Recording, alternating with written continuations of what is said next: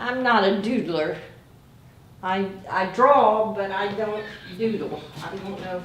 I mean, it's cute what they do, what we do, but.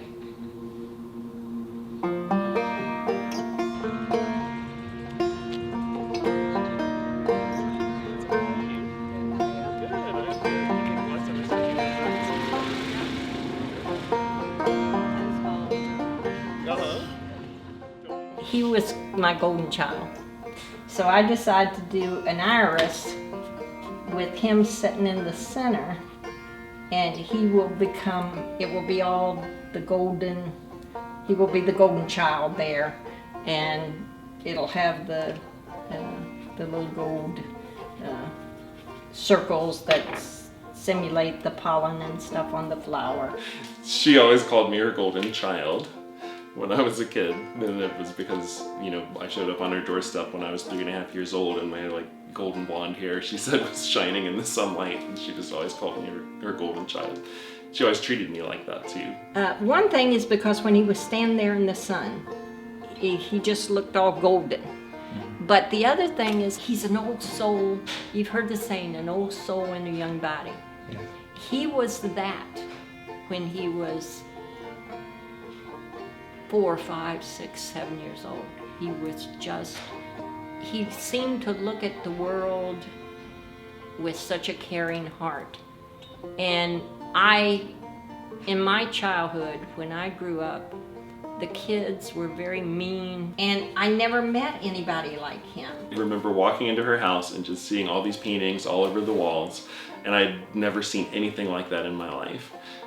You know, our house had white walls and very minimal artwork, just posters or maybe whatever, but it was literally floor to ceiling, vibrant, intense, colorful paintings, and I just remember it was kind of like being transported to Oz, and I just would go and stare at one and then stare at the next and ask her about them, and that just kind of like burned an impression into my memory, and I knew that this was a place that I wanted to be.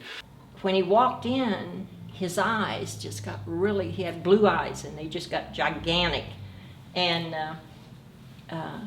he walked over to a painting and he looked at it and he just stared at it, and then he turned around and he looked at me and he smiled, and I thought, that's unusual. I loved, you know, Snow White and Seven Dwarfs. I had a particular fascination with the movie Mary Poppins, I think right around that time. In fact, this was one of the very first little paintings I made in Linda's class. I was 4 when I started doing oil. A little bit higher.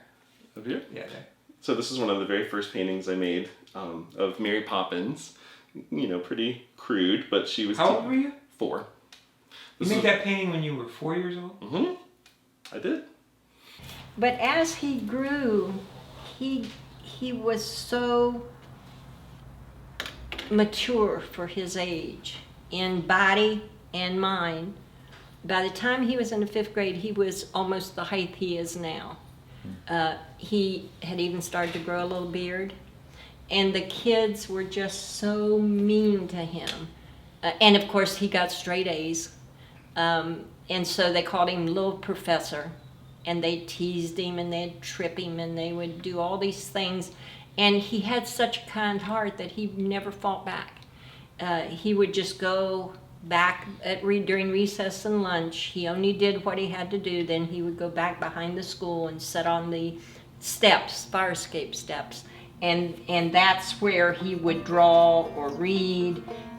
By 11 or 12 was when I started to understand some of the, you know, deeper symbolism in Linda's paintings, and that was also around the same time when I started to experience a lot of bullying myself at school, and so the two things kind of went hand in hand in my brain, and I realized that this, you know, could maybe be a way for me to, you know, say something more meaningful with my artwork too.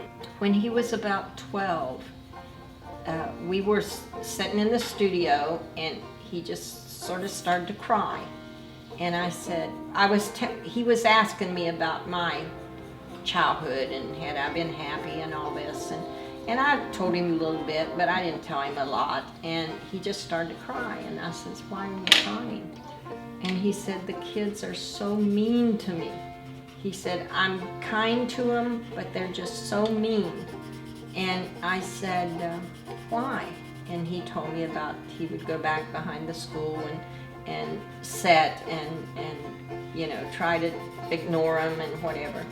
And so from that, I said, now, Paul, why don't you take that situation and make a painting?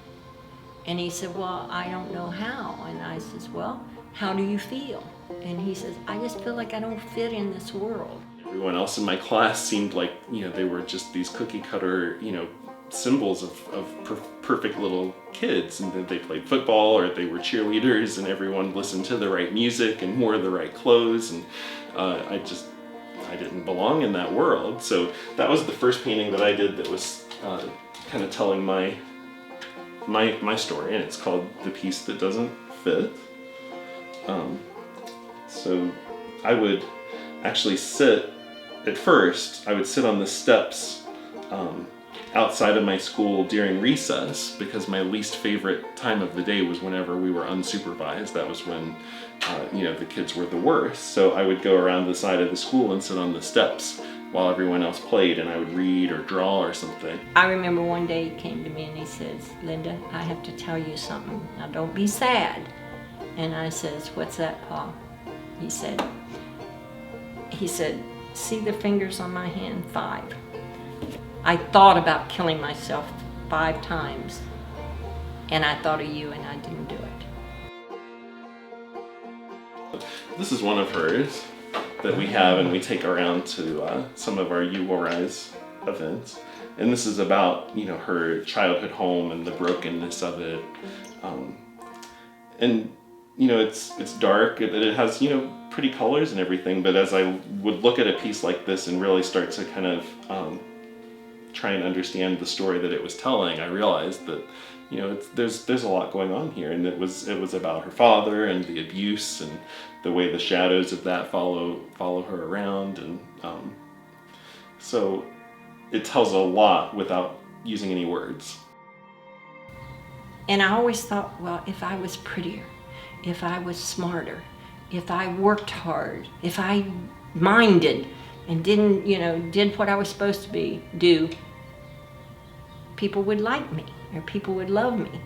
And I can remember thinking, I don't know what it was after a bad episode of violence with my father. I remember saying that in my head, if I was just a better person, he would love me and not hurt me. And then I sort of had like a light bulb come on in my head, and I thought, there's nothing wrong with me, there's something wrong with him. And there's something wrong with my mother, that she couldn't love me. And there's something wrong with those kids, that they bully me. And from that day on, I could handle what went on.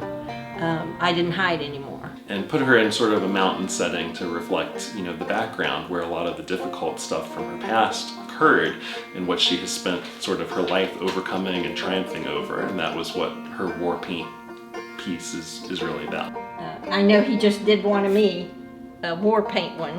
I think he thinks I'm a warrior or something, which is it's neat that he thinks that. Yeah, she is. I mean, she, you know, I've known her so long, and I've always sort of looked up to her, but throughout that whole time, I can always remember just thinking that she was tough, that she was someone who could kind of overcome anything, and that was what I kind of wanted to be too. That was one of the things I really admired about her.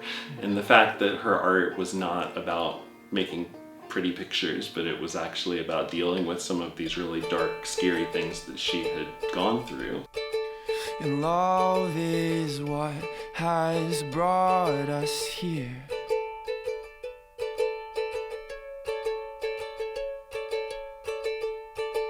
With the courage to come near.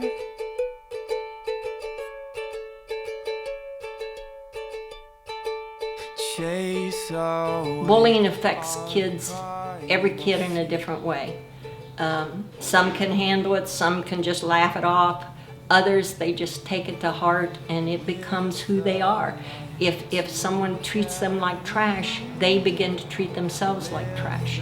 And a lot of our kids they're cutters. They've tried to kill themselves. And love is what has brought us here.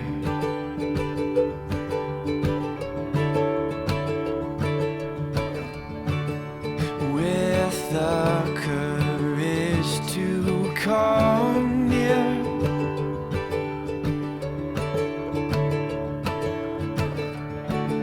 chase away our pride and our fear.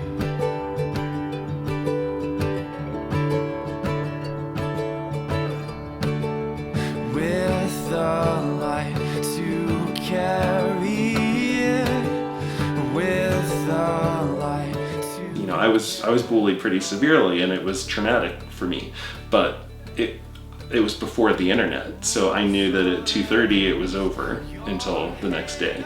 But so many young people now are bullied from the time they wake up until they go to bed, and it never stops and they can't find a way out.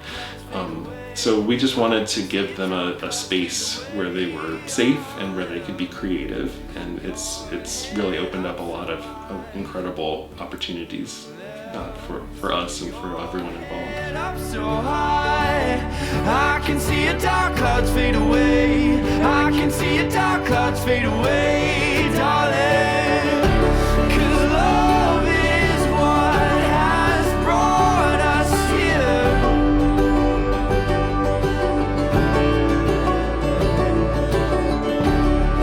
With the courage to come here.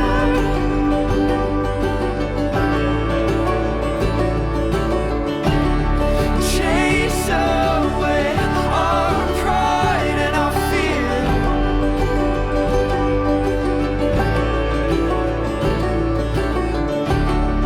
With the light to carry, with the light to carry on. Chase away our pride and our fear.